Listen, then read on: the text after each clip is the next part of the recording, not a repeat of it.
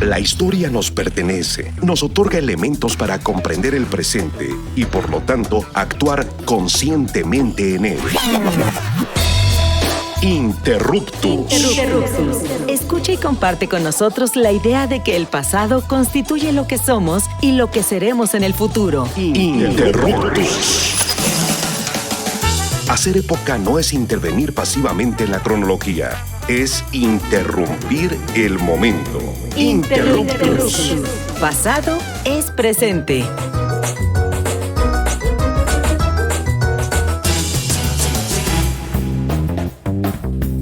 Hola, ¿qué tal, amigas y amigos de Interruptus? Están escuchando una emisión más de su programa de divulgación y reflexión sobre la historia. Estamos en Interruptus, pasado es presente. Yo soy Misael Chaboya Cruz y hoy vamos a tener un programa pues que continúa varias reflexiones que hemos tenido sobre historia, memoria, justicia y dignidad.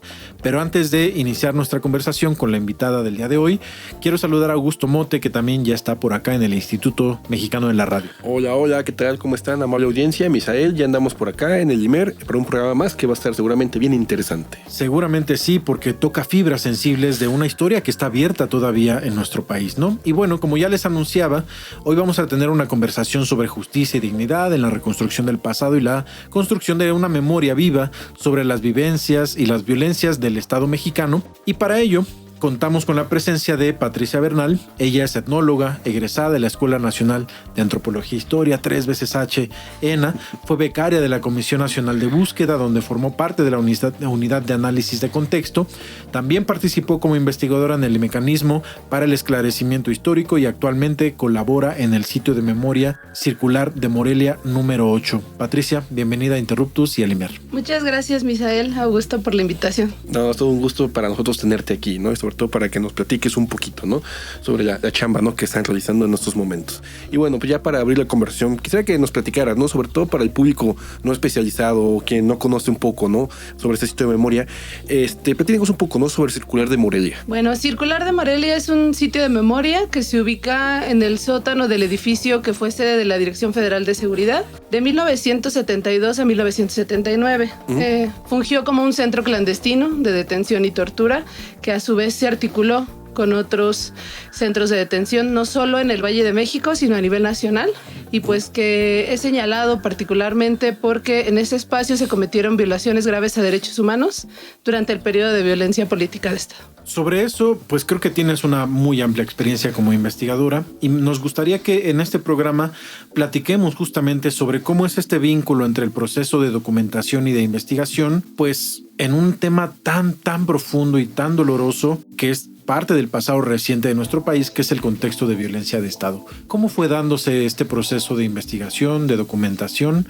Desde la parte que te tocó a ti participar, platícanos un poco sobre eso. Pues bueno, en particular el sitio, una cosa que no comenté es que es un precedente importante, porque es un reconocimiento por parte del Estado en cuanto a estos hechos, pero también forma parte de una manera de reconocer de forma distinta cómo ocurrieron estos hechos y fundamentalmente se hizo un proceso de investigación basado en 2 fuentes.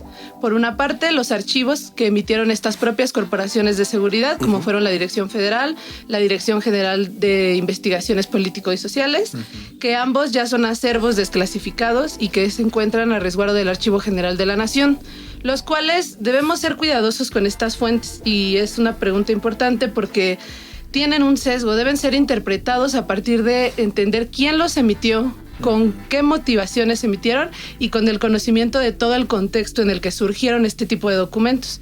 Por otro lado, también están los testimonios que fueron recopilados, que ya llevan un largo proceso, porque si bien se hizo la declaratoria para el establecimiento de la Comisión de la Verdad y el trabajo del mecanismo de esclarecimiento histórico, bueno, venimos de procesos también previos que también son valiosos, como la Fiscalía, la FEMOSP y la Comisión de la Verdad de Guerrero.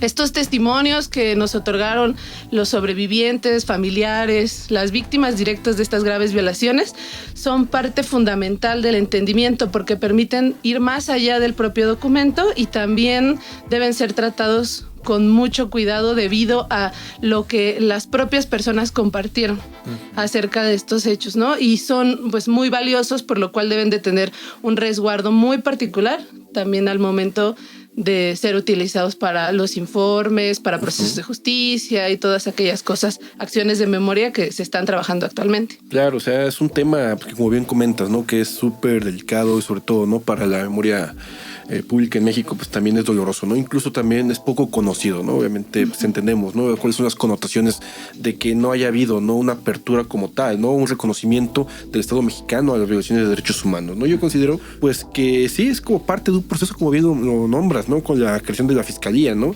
Durante el sexenio de Fox y más adelante, ¿no? Por ejemplo, la Comisión de la Verdad en Guerrero, y ahora, ¿no? Como parte de este, digamos, ¿no? Cambio de régimen, pues que se reconozca, ¿no? Pues esas graves violaciones que existieron, ¿no? Contra personas, ¿no? Durante este periodo conocido como la Guerra Sucia en México.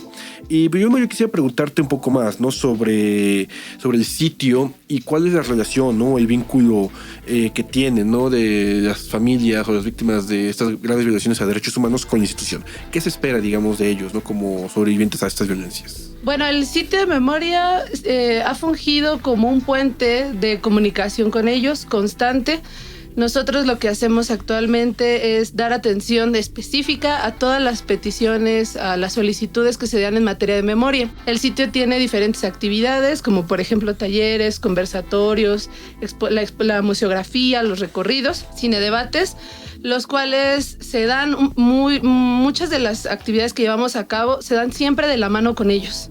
Si bien hay propuestas que desde nosotros como investigadores y a partir de fechas importantes, conmemoraciones y tratamos de impulsar, siempre se dan de la mano con ellos. Se consulta permanentemente, la museografía nueva que tenemos también se amplió gracias por una parte igual al acceso a otro tipo de documentos que se ubicó en el archivo, pero también con los testimonios de las personas que han sobrevivido y que afortunadamente han querido colaborar con el sitio. Lo que se espera fundamentalmente pues es que estos actos sean reivindicativos, que no recaigan en prácticas revictimizantes y que se cuide mucho la narrativa siempre en todos ellos. Sí. Lo que tratamos de hacer siempre es ir por delante en cuanto a la dignificación de las víctimas y sobre todo hablar por una parte de las militancias, las luchas, los procesos organizativos, pero también poner en el centro que el Estado mexicano recurrió a esta práctica, a esta política contrainsurgente en contra de diversas disidencias políticas que desafortunadamente pues muchos de sus integrantes estuvieron en estos centros clandestinos de detención. A mí me gustaría incidir un poquito sobre este tema que nos platicas, pero ¿cómo se da el proceso en el que tú como investigadora o en el caso de todas las personas que formaron parte del mecanismo o de la Comisión Nacional de Búsqueda entran en comunicación con las víctimas, ¿no? Si bien es un proceso que la víctima revive el proceso que vivió, también nosotros o en tu caso como seres sociales, historiadores, etnóloga en tu caso, pues también recibimos estos testimonios que son muy duros, ¿no? Son muy duros de escuchar. Hay un proceso de tratamiento que es obviamente la grabación. Debe haber cuestiones incluso jurídicas de cartas responsivas. Platícanos un poquito cómo sucedió todo este proceso para que ahora podamos tener, pues justamente, un sitio de memoria como el Circular de Morelia número 8. Pues en el marco de la Comisión de la Verdad, específicamente en el trabajo del mecanismo, lo que hicimos fue una identificación de los diferentes casos que se podían documentar. Se vinculaba con las personas que formaban parte de los diferentes grupos, de las diferentes organizaciones. Hicimos toda una metodología específica para poder tomar estos testimonios, porque como bien mencionas, son casos de desaparición forzada, tortura, ejecución extrajudicial en la modalidad de masacre.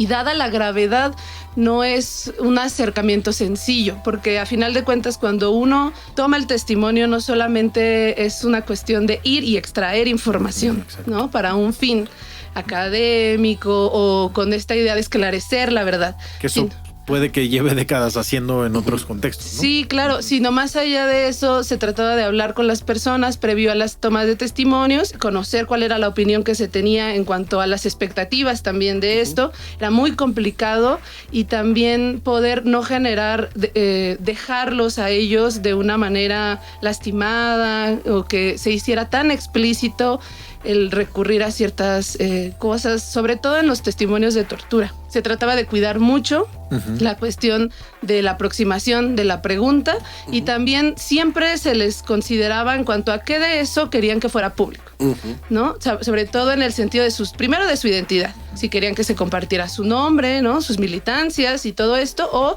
si se prefería anular y dejar como un testimonio anónimo.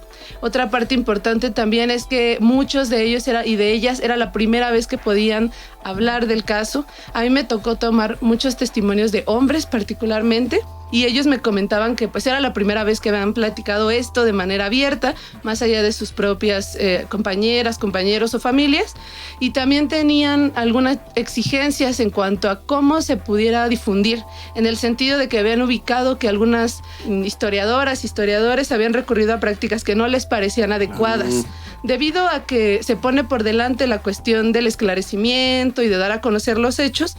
No se pensaba en las implicaciones de lo que uno estaba enunciando. Entonces me tocó particularmente un caso donde una persona lo que comentaba era: ¿qué van a pensar mis hijas, mis hijos, mis nietos al ver cosas que están interpretando a partir, además de documentos de archivo que tienen un sesgo? Fueron emitidos por corporaciones y a veces se hacen afirmaciones que son muy graves y que pueden dañar no solo a la persona en lo individual, sino a sus familias y a sus comunidades, porque también eso ocurría. Y no conocer cuál es el producto final era una cosa que también les preocupaba. Cómo iba a ser el proceso de edición, cómo se iban a manejar en el informe, y es algo que ocurre ahora en el sitio. Cómo se va a difundir, cómo se va a manejar aquello que nosotros estamos compartiendo, y que si bien queremos que se esclarezca y que se comparta con la sociedad en su conjunto, por el tiempo del negacionismo que el Estado manejó durante muchos años, tampoco queremos que se recaiga en una cuestión de terror o de morbosidad, de ninguna manera. Y es una de las demandas que han exigido las víctimas. Claro, esto que tú comentas de manera muy, muy interesante, que es la dimensión ética justamente, no solo de las comisiones, no solo del mecanismo, sino de uno como investigador o investigadora, pues es algo que además pues no estamos siempre preparados para ello, ¿no? En la licenciatura, en la formación profesional no se nos habla, pero también pues en términos humanos, ¿no? Tiene que haber un proceso en el que como investigadoras o investigadores se procese también eso emocionalmente, ¿no? Vamos a ir a una breve pausa. Amigas y amigos, estamos platicando con Patricia Bernal. Ella es etnóloga de la ENA sobre justicia y dignidad en la reconstrucción del pasado. Así que bueno, les invitamos a que sigan escuchándonos después de este breve corte. Recuerden seguirnos en nuestras redes sociales, en Facebook, Instagram, en X, y también sigan a las redes sociales de Ciudadana 1350, y también pueden escuchar nuestros programas en imer.mx/programas y en nuestro canal de YouTube. Volvemos en unos minutitos, no se vayan. La historia es nuestra, porque la hacemos todos los días. En un momento continuamos. Interruptus. Pasado es presente.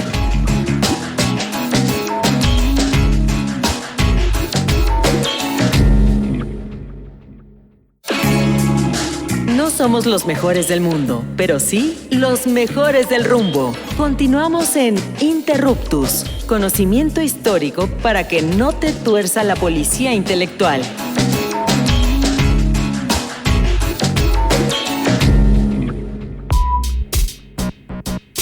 Amigas y amigos de Interruptus, regresamos al segundo bloque de nuestro programa. Conversamos con la etnóloga Patricia Bernal sobre justicia y dignidad en la reconstrucción del pasado y la memoria sobre la violencia de Estado en México.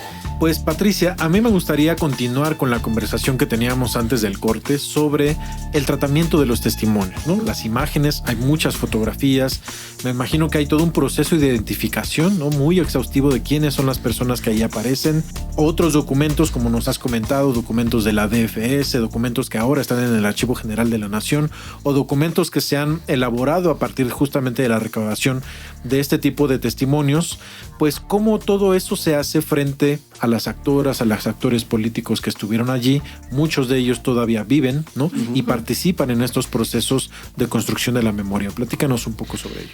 Pues sí, sobre todo en el tema de las imágenes, yo considero que sí debe ser uno muy cuidadoso. Sobre todo, de nuevo, en la cuestión de la difusión, porque lo que trabajamos sí es el proceso como tal, ¿no? El proceso o el periodo de violencia política de Estado, la estrategia contrainsurgente, pero más allá de eso, estamos trabajando con el dolor ajeno, porque fundamentalmente en la memoria de sus familiares, en la memoria de los sobrevivientes, están esas relaciones de amistad, esa madre que no conocieron o que desafortunadamente no saben dónde se encuentra ahora a causa de una desaparición forzada. Y acceder al archivo y ubicar fotos de necropsias, fotos de enfrentamientos donde son muy explícitas y que documentan la violencia a niveles brutales, y hacerlos públicos sin ningún objetivo en lo particular, en la cuestión de investigación. Sí.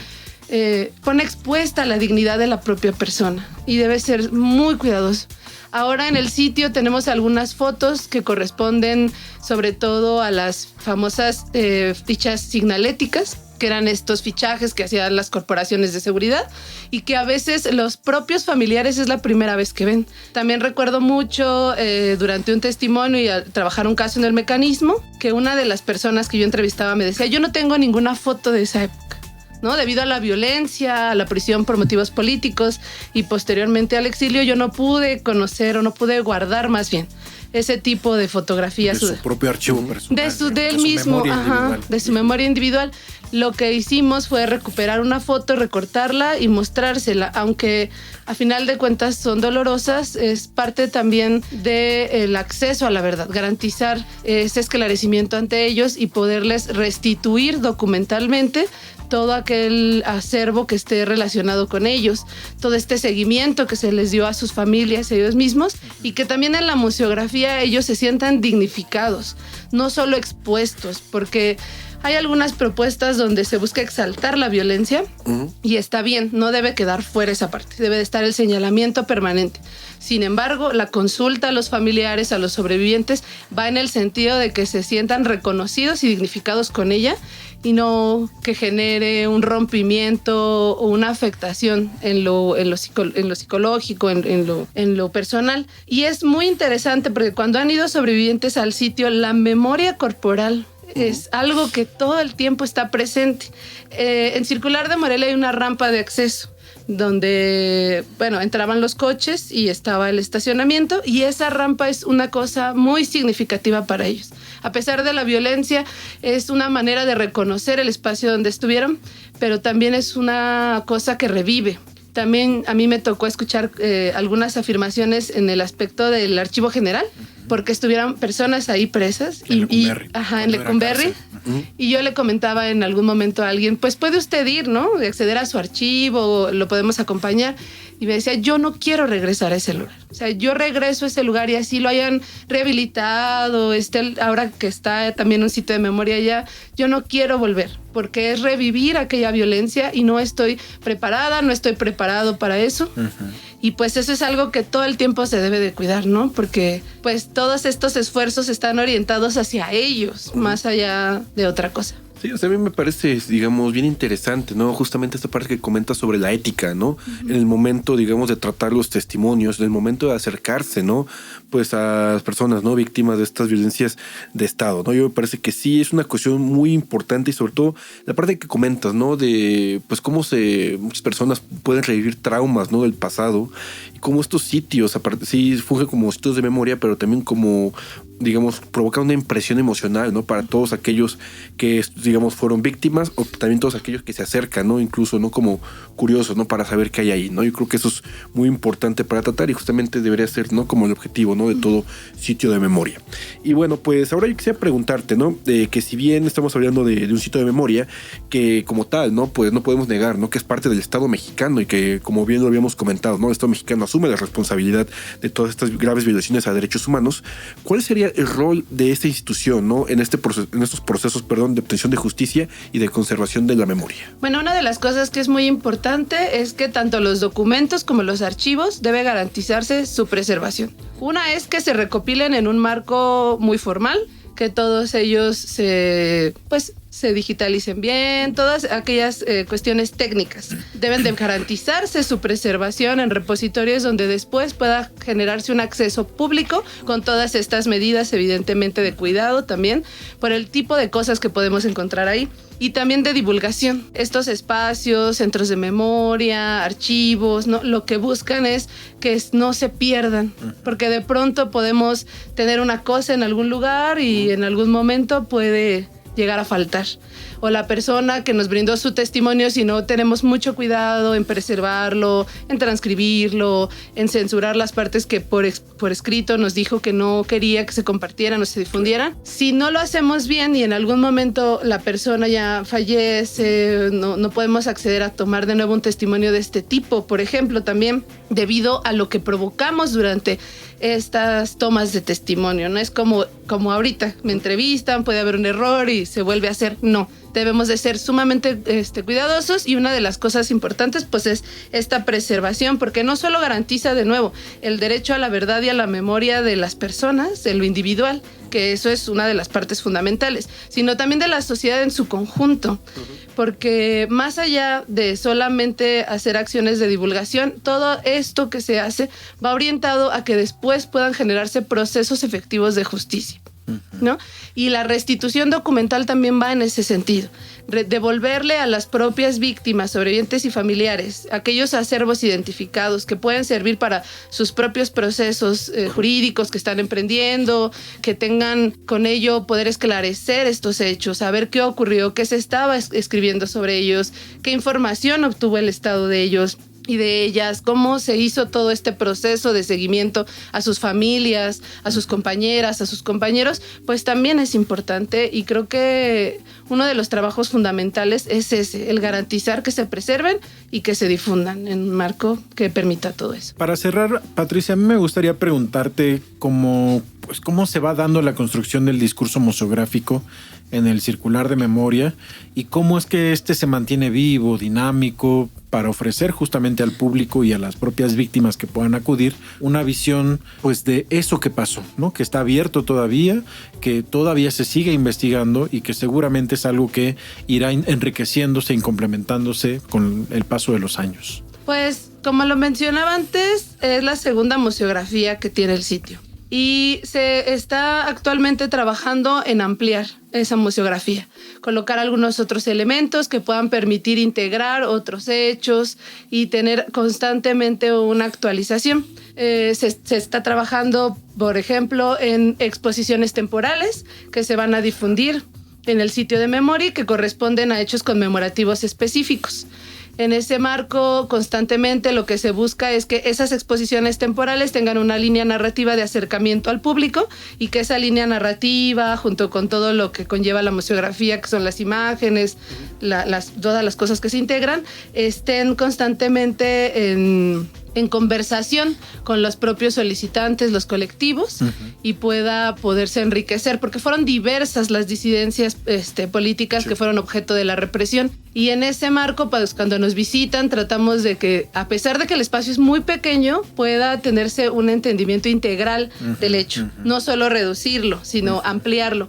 Y con todos los eventos también, y con la difusión de los informes, que actualmente se va a iniciar un proceso de divulgación, de acercamiento al público que pueda asistir al sitio, pues se trata de que constantemente tenga vida el sitio de memoria, y hay muchísima información que a lo largo del periodo pues hemos podido ir recopilando y que se va a poder ir difundiendo poco a poco. ¿Solo existe una exposición permanente? Sí, la museografía base está conformada por varios núcleos temáticos, pero tenemos el espacio para que se puedan hacer exposiciones temporales.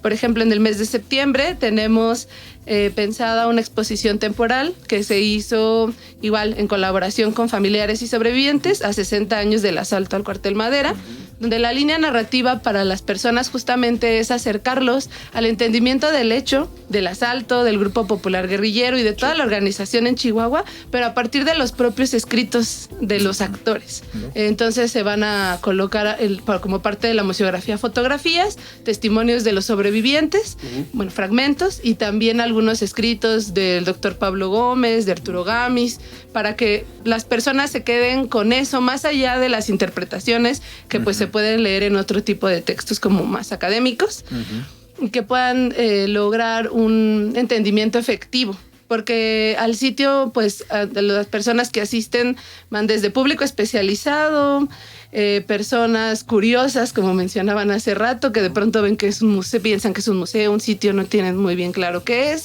estudiantes, y pues nos ha tocado de distintos niveles, desde secundaria, preparatoria. Y eso pues nos parece muy importante que se difunda. Muy bien, Patricia. Bueno, pues te agradecemos que hayas estado acá en los micrófonos de Interruptus, en los micrófonos de Radio Ciudadana y del IMER. Te agradecemos mucho. Muchas gracias, Misael, Augusto, por la invitación de nuevo. Y bueno, pues también le quiero agradecer a Augusto por este programa y también, como siempre, al Instituto Mexicano de la Radio por este espacio público que hay que preservar, conservar y fortalecer. En particular, quiero agradecer a Edgar Zárate en los controles técnicos y a Hernán Nájera, nuestro productor. Les invitamos a que participen con sus preguntas y comentarios a través de las redes sociales de Radio Ciudadana y de las redes sociales de Interruptus Radio. Y también, si quieren escuchar los programas anteriores, lo pueden hacer en imer.mx/programas y por supuesto también en nuestro canal de YouTube.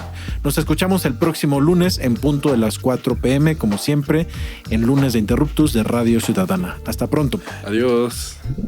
Interruptus. Los esperamos la próxima semana para seguir indagando en la diversidad cultural y social de México desde la mirada histórica. Interruptus. Porque comprender nuestro pasado es primordial para entender nuestro presente. Interruptus. Pasado es presente.